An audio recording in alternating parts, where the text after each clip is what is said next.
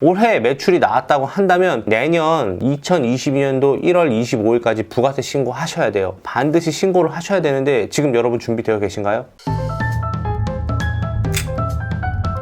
안녕하세요, 투트랙입니다. 그동안 여러분 제가 일본 구매대행 강의 올리신 거 다 하나하나씩 도장 깨기 하듯이 보고 계시나요? 그리고 사업도 시작하고 계시나요? 자, 오늘 이번 시간에는요, 내년 2022년도 1월 25일까지 부가세 신고하셔야 돼요. 올해 매출이 나왔다고 한다면 반드시 신고를 하셔야 되는데 지금 여러분 준비되어 계신가요? 아마 저한테 일본을 어떻게 소싱하고 일본을 어떻게 접근하고 어떻게 매출을 내고 이런 것만 배우셨을 거예요. 그러면 내년에 부가세 신고를 하셔야 되기 때문에 이건 간이든 일반이든 상관없어요. 무조건 내년 1월 25일에 부가세 신고를 하셔야 되고 부가세를 납부를 하셔야 돼요. 그런데 아직 모르시잖아요. 그래서 제가 여러분들 잘 준비하시라고 오늘도 아주 쉽게 이야기하려고 합니다. 화면을 보도록 하겠습니다. 오늘은요, 특이하게도 조금 판서를 진행하도록 할게요. 여러분, 우리가 부가세라고 하는 것 있죠? 이 부가세라고 하는 거는요, 매출에 관련된 내용이에요. 자, 이 매출과 관련된 내용이기 때문에 매출 이하에 있는 비용, 예, 판매 관리비라고 하죠. 판매 관리비는 그렇게 중요하지 않습니다. 우리는 매출에 관련된 내용만 이야기할 거예요. 그러면은 이제 상식적으로 손익계산서가 있다고 치면은 매출이 나오고 그리고 비용이 이제 나오면 매출에서 비용을 빼면 뭐가 나오겠어요? 영업이익이 나오겠죠. 물론 손익계산서에는 더 복잡한 계정들이 많지만 단순화시켜서 매출, 비용, 영업이익 요 세 가지만 이야기할게요. 그러면 우리가 부가세는 매출과 관련된 내용이라고 말씀드렸죠. 그러면 영업이익은요, 바로 사업소득세와 관련된 거예요. 보통 우리 같은 사업자들은 매년 5월 달에 사업소득세를 냅니다. 부가세는요, 일반적으로 간이 사업자는요 1월에 냅니다. 그러니까 만약에 2019년도 매출액은요 2020년 1월에 부가세를 신고하게 됩니다. 물론 일반 사업자는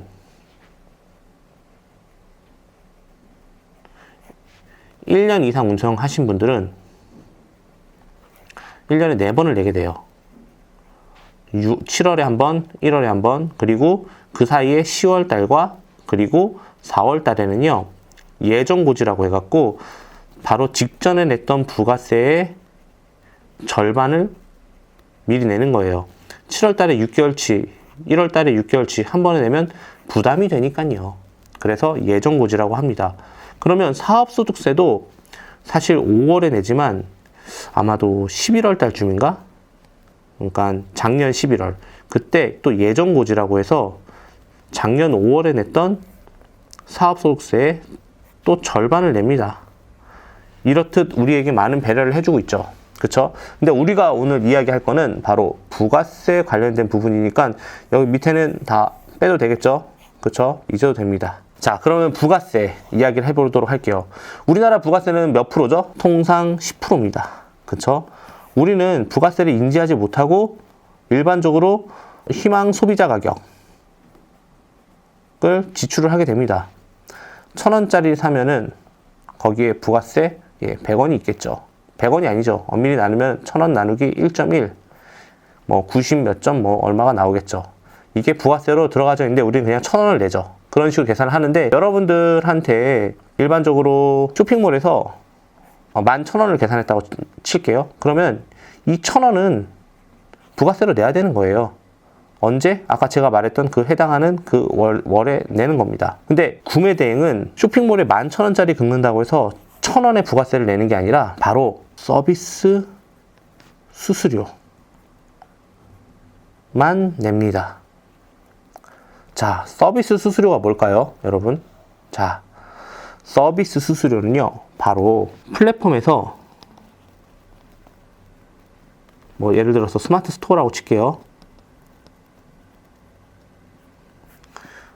고객이 11만원짜리 상품을 구매했다고 쳐요. 그러면 여러분들이 약 8만원 정도를 가지고 해외에서 구매를 해요. 구매. 이거는 고객 결제. 해외 구매 금액 쳐요. 그리고 배송비가 10,000원 나왔다고 쳐요.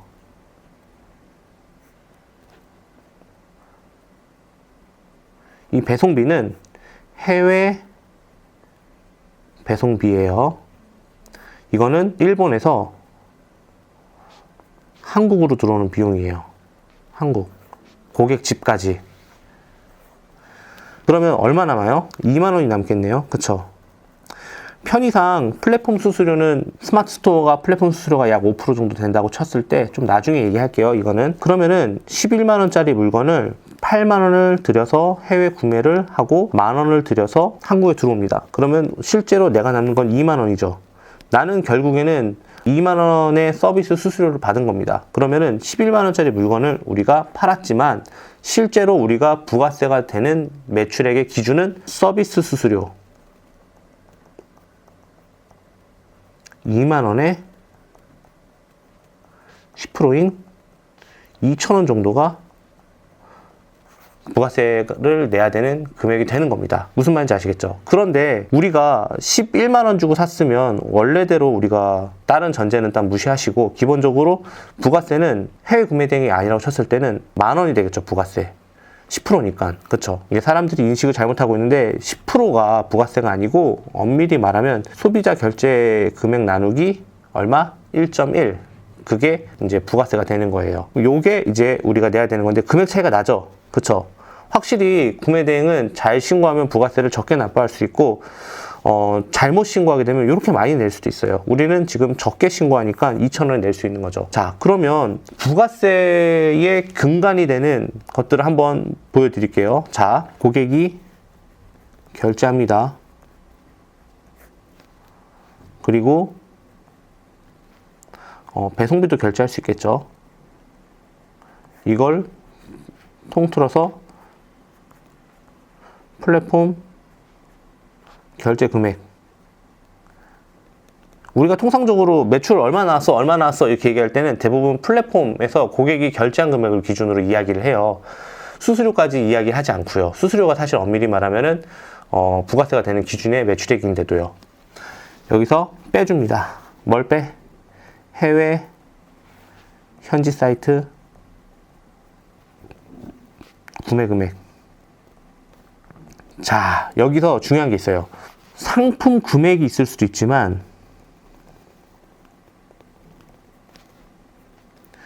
현지 배송비도 들어가잖아요. 이것도 현지 사이트 구매 금액으로 봅니다. 왜냐면은 현지 배송비를 내지 않으면은 이거를 구매했다고 볼 수 없으니까요. 그리고 한 번 더 빼는 게 바로 해외 배송비. 요거는 이제 배대지 결제 금액이겠죠? 배대지 결제 금액. 요게 부가세 기준이 되는 해외 구매 대행의 매출액이 되는 거예요. 이걸 기반으로 우리가 이 금액을 신고를 합니다. 그러면 매입세액 공제, 부가세 이런 거를 다 제외했을 때 나오는 부가세를 부가세 내는 달의 25일까지 납부를 하면 되는 거죠. 이제 부가세에 대한 좀 개념이 좀 잡히시나요, 여러분? 이게 바로 해외 구매 대행의 부가세예요. 이제 시간 관계상 뭐 자세한 내용은 좀 말씀드리기 어렵지만 제가 많은 사람들이 착각하고 있는 내용에 대해서 조금 얘기를 해드릴게요. 내가 한 달에 고객 결제 금액이 1억이야. 1억이야. 그리고 내가 구매한 금액이 한 7천만 원 돼.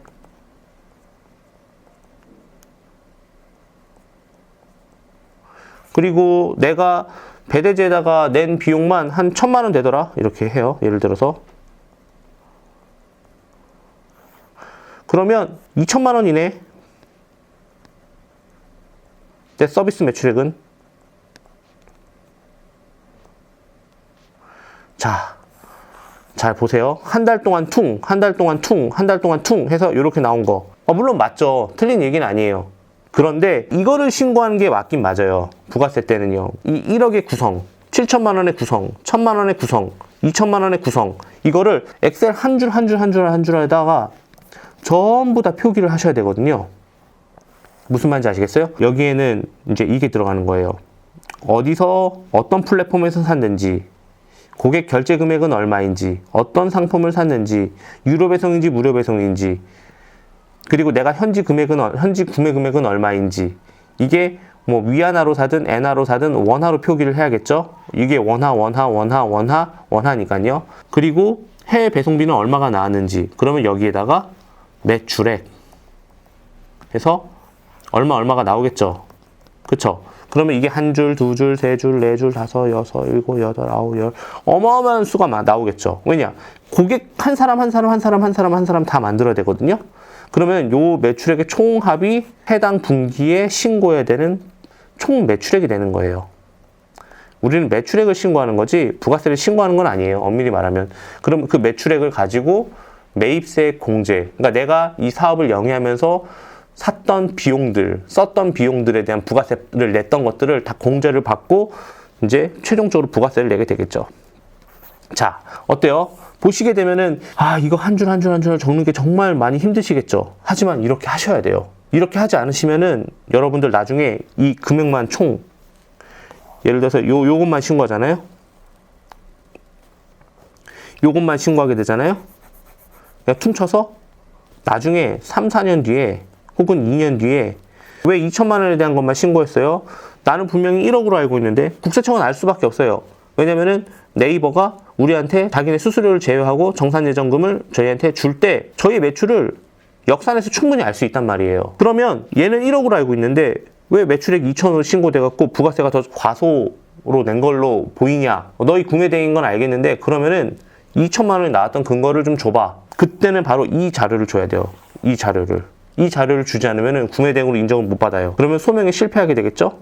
그러면 많은 세금을 다시 내야 돼요. 그냥 세금만 차액만 내면 되는 게 아니라 이게 2년 뒤, 3년 뒤에 나온다고 했죠? 그러면 가산세를 물어요. 제때 신고 안 했다고.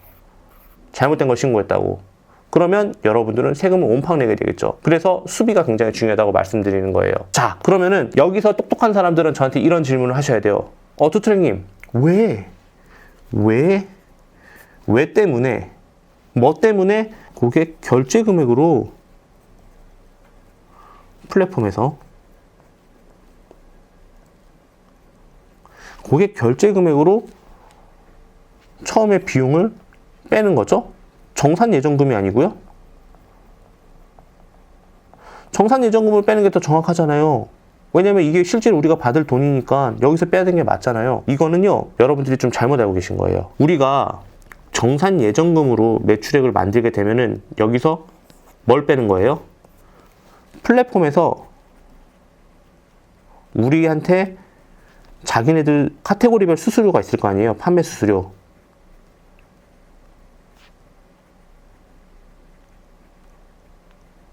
뭐 10%에서 뭐 12% 정도 하죠. 이거를 떼고 저희한테 주는 거잖아요. 그러니까 이게 진짜 우리 아니에요? 이게 진짜 매출 아니에요? 아니에요. 이게 진짜 매출액이에요. 여기서 우리가 한번 플랫폼 수수료 빼고 계산하잖아요. 그러면은 어떤 일이 일어나냐면요. 다시 처음에 했던 걸로 갈게요. 이거는 고객이 결제한 금액을 그대로 하셔야 되고 비용에서 빠져요. 우리가 지급 수수료라는 계정에서 플랫폼 수수료를 낸 거예요.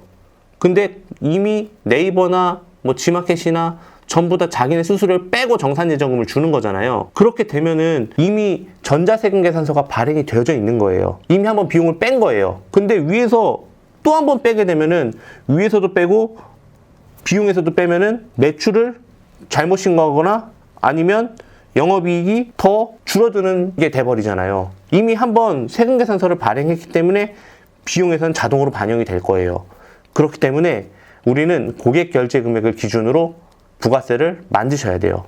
아시겠죠? 해서 여러분들이 이렇게 해야 되는데 많은 분들이 이제 이거를 설명했으면 이런 내용을 말씀하실 거예요. 투트랙님, 그러면 이렇게 만드는 거 양식 혹시 있나요? 네, 있습니다. 어디에 있냐면요. 여러분들이 이 동영상 영상을 보시고 한번 혼자 공부를 좀 많이 해보시고, 제가 이거를 여러분들이 양식이 필요할 거예요. 이번에는요, 여러분들이 이 영상을 보고 좀 도움을 받았다고 생각하시면은 여러분들이 소감을 달아주시면 감사하고, 그거랑 상관없이 제가 첫 번째 고정 댓글에다가 링크를 띄워 놓을게요. 그 링크로 들어오셔서 다운받아 가시면 여러분들에게 큰 도움이 될 거라고 생각을 합니다. 어떻게 좀 부가세에 대한 개념이 좀 잡히시나요?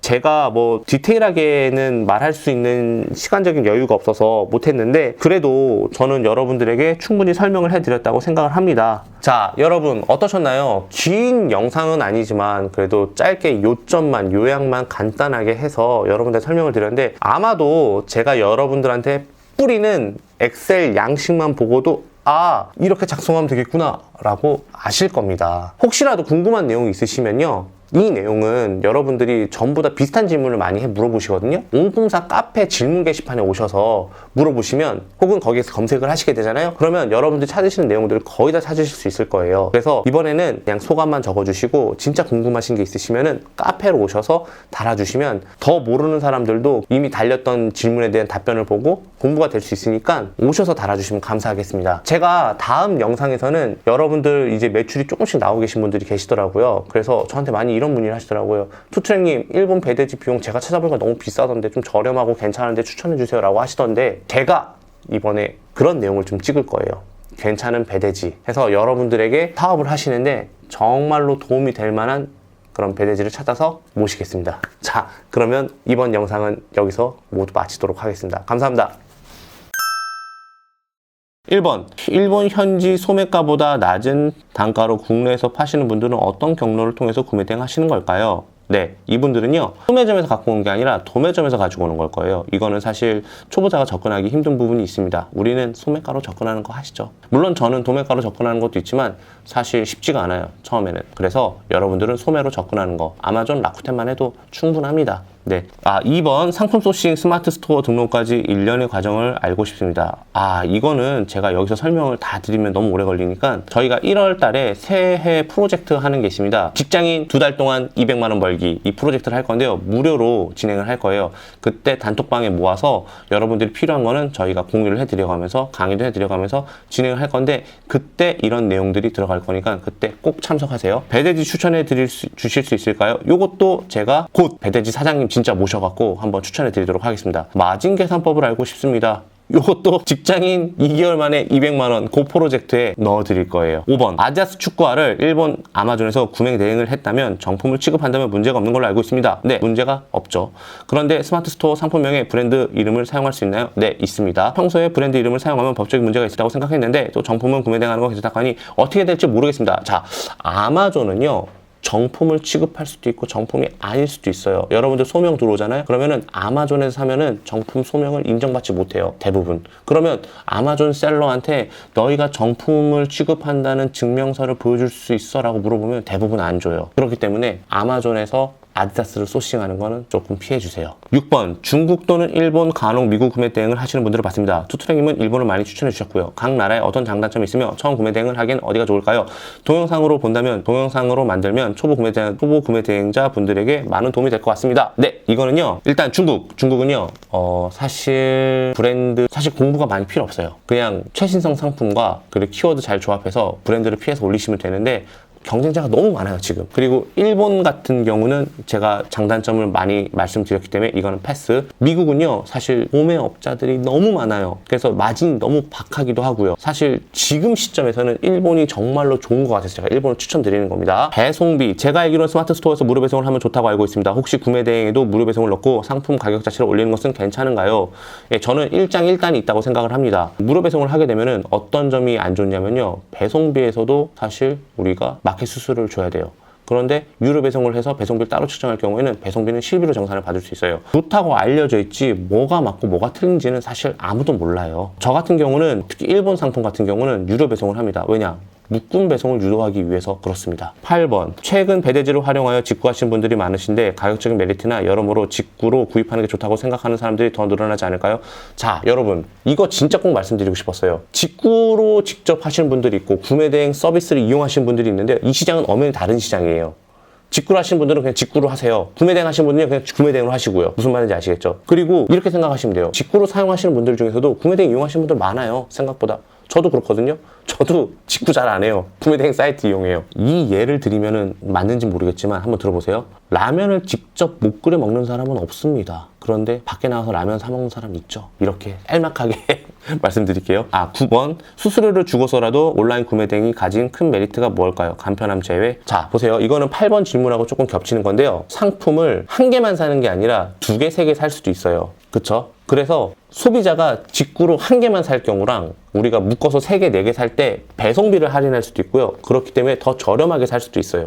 그래서 직구보다도 오히려 수수료가 포함되어 있는 구매대행이 더 저렴할 수도 있고요. 직구는 내가 아는 상품만 살 수 있지만 구매대행 같은 경우 여러분들이 쫙 펼쳐놓잖아요. 그러면서 좋은 상품이 보일 수도 있고 살 수도 있고 그럴 수 있거든요. 네, 그래서 생각보다 그게 더 메리트가 있다고도 생각하고요. 그리고 아까도 말씀드렸지만 시장이 달라요. 직구하신 분 직구하고 구매대행 하신 분 구매대행 하시니까 생각보다 그런 부분이 간편함을 제외하고도 꽤 많은 사람들이 수요가 있으니까 이 구매대행 시장은 절대 죽지 않아요. 이거는 제가 처음 시작했을 때 생각했던 의문하고 똑같아요. 그런데 제가 10년째 이 일을 하고 있잖아요. 그런데 전혀 문제 없었던 것 같아요. 그러니까 그 부분 너무 크게 신경 쓰지 마세요. 일본 거주자들이 할 수 있는 최적화 방법 15초만이라도 살짝 부탁드려요. 현지 거주자분들이 할 수 있는 방법은 아무래도 오프라인으로 가서 물건을 살 수 있는 장점이 있겠죠. 사실 현지 거주자라고 해서 딱히 유리한 게 없어요. 일본 법인을 내서 정말 도매로 할 수 있는 곳을 뚫고 뭐 이런 거면 모르겠는데 초보자들은 솔직히 거의 큰 차이가 없다고 봅니다. 11번 일본 구매대행으로 팔기에 좋은 브랜드는 어디에서 찾으면 좋을까요? 그리고 일본 부대 판매자 보면 일본 현지에서 물건을 보내는 판매자들도 많은데 그들에 비해 경쟁력 있는 노하우가 있을까요? 그들이 올리지 않은 상품을 해야죠. 도매로 취급할 수 없는 그런 상품들을 해야죠. 그러면은 수요가 많지 않은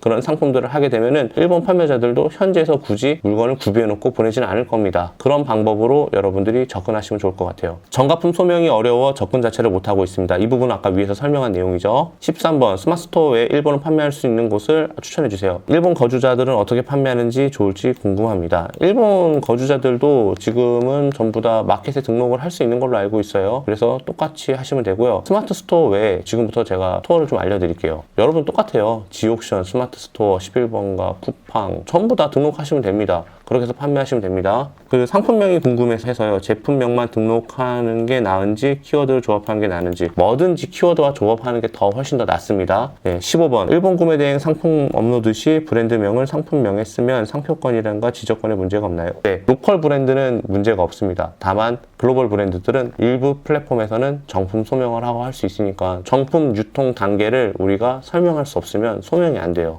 이 부분 참고하셨으면 좋겠습니다. 16번 일본은 수동이 더 효율적일까요? 아니면 반자동처럼 구축되어 있는 프로그램은 없는 건지 이런 거 말씀하셨는데요. 수동이 효율적이냐 자동이 더 효율적이냐 라고 말씀드렸을 때 둘 다 같이 하셔야 된다고 보고 있습니다. 수동 비율은 약 20%, 나머지는 자동은 약 80%. 자동도 그냥 자동 하시면 안 돼요. 대량은 절대 쓰지 마세요. 그냥 내가 어떤 상품인지도 모르고 쫙 올려버리는 그건 절대 쓰지 마세요. 그건 슬롯만 아까워요. 반자동을 추천드리는데 투플렉스 추천드립니다. 무료로도 사용할 수 있는 기간이 있거든요. 뭐 여러분한테 맞으면 한번 써보시고 아니면 안 쓰셔도 돼요. 제가 직구 시절 사용하던 많은 사이트를 정리해 놓긴 했는데 배대지 거르는 업체가 많더라고요. 대금 상환하는 편지샵도 있고요. 주문이 들어왔는데 주문을 받고 넘은 손님에게 어떻게 대응해야 할까요? 솔직하게 얘기하세요. 뭐 예를 들어서 뭐 나이키 일본 JP에서 상품 올렸어요. 근데 나이키가 가정집 주소도 사실 리셀러들한테는 카드 취소해버리잖아요. 배대진 당연히 안 되고 심지어 일본 결제도 안 돼요. 한국 카드로 결제도 안 돼요. 그런 거 올려놨는데 모르고 그렇게 됐다. 그런 것도 모르고 올려놨냐라고 고객이 할 수도 있잖아요. 그러니까 저 같으면 이럴 것 같아요. 현지 사이트가 얼마 전까지만 하더라도 한국 카드도 되고 그리고 배대지를 받아줬는데 얼마 전부터 그렇게 된 것 같다. 죄송하다. 환불시켜드리겠다. 솔직하게 얘기하시는 게 좋을 것 같아요. 이렇게. 이렇게 17개 질문을 받아봤는데 시간 관계상 제가 빨리빨리 넘어간 것도 있어요. 하지만 여러분들에게 좀 좋은 거를 얘기해드리려고 최대한 노력을 했습니다.